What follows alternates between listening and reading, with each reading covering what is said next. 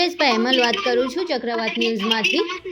જી હવે હકાબા ગઢવીનો એક વિડીયો સામે આવ્યો છે કે ઉપવાસ છાવણી પર આગેવાનોએ તેમના પર પ્રતિબંધ મૂક્યો છે તેમના એન્ટ્રી પર, એની હકીકત શું છે? પ્રતિબંધ નથી મૂક્યો બેન, એમાં ગેરસમજ છે ક્યાંક ને ક્યાંક। કોઈ વિકાસભાઈ જાકાસણિયા કરીને ગામના વડીલ છે, મિત્ર છે, એ સમિતિમાં છે નહીં, એટલે સમિતિની મીટિંગ ચાલતી હતી। હકાભાઈએ ફોન કરેલો કે હું જેત પર આવું છું, એટલે એ ભાઈ એવું કહેલું કે અત્યારે કોઈ આગેવાનો છે નહીં, મીટિંગ ચાલુ છે તો આપ પછી આવો, આજે નહીં આવતા। એટલે ગેરસમજ થઈ છે અને હકાબાને એવું થઈ ગયું કે ભાઈ મને ના પાડી છે। બાકી ઓલરેડી હકાબા ગઢવી મરદનો દીકરો એક જ ગુજરાતમાંથી નીકળ્યો છે કે ભાઈ સાહિત્યકાર અને ડાયરાના કલાકારોમાં હકાબા ગઢવીએ એક જ એવું જાહેર કરેલું છે, સમર્થન આપેલું છે અને હકાબાનો અહીંયા ડાયરો પણ થયેલો છે જેતપુરમાં।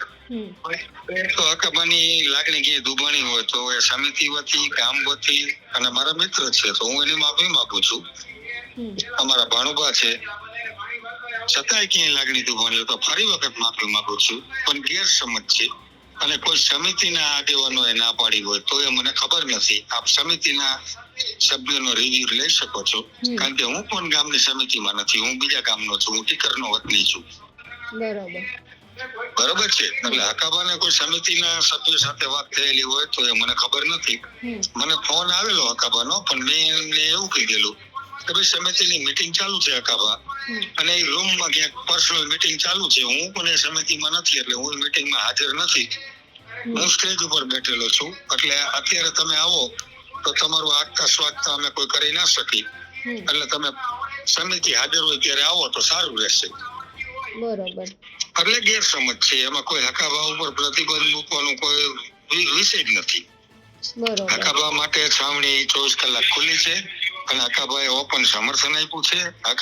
હકાબા માટે જેતપુરના દ્વાર ખુલ્લા છે અને જેતપુરની પ્રજા અને ગુજરાતના ખેડૂતો હકાબાની રાહ જોઈ રહ્યા છે। આવો, પધારો, ગમે ત્યારે તમે આવી શકો છો, તમારું ખુલ્લું સમર્થન છે। બરોબર, હવે હકાબા ગઢવી દ્વારા મધ્યસ્થી થવાની વાત કરવામાં આવી હતી, એ મધ્યસ્થી વાળી વાત શું છે? શું હકાબા ગઢવી મધ્યસ્થી બનીને જવાના છે ગાંધીનગરમાં? હકાબાએ સામેથી કીધું હતું કે હું મધ્યસ્થી થઈને જઉં, એની લાગણી હતી ખેડૂતો પ્રત્યેની, હું એને આવકારું છું। પરંતુ અમારી અહીંયા સમિતિની 3 માંગણીઓ હતી, જે 3 માંગણીનો મેસેજ હકાબા પાસે પણ છે કે ભાઈ 3 માંગણીઓ જે છે રાજ્ય સરકાર લેખિત આપે। પહેલી માંગણી હતી કે ભાઈ મુખ્યમંત્રી લેખિતમાં છાવણીને આમંત્રણ આપે। બીજી માંગણી હતી કે જે પરિપત્ર સરકારે કામગીરી કરવાનો પ્રાઇવેટ કંપનીઓને આપ્યો છે એવો ને એવો સરકાર પરિપત્ર જાહેર કરી અને જે ચાલુ કામ છે વીજ કંપનીઓના એ કામ બંધ કરાવી તમામ સાધનો બહાર કાઢવાનો પરિપત્ર આપે।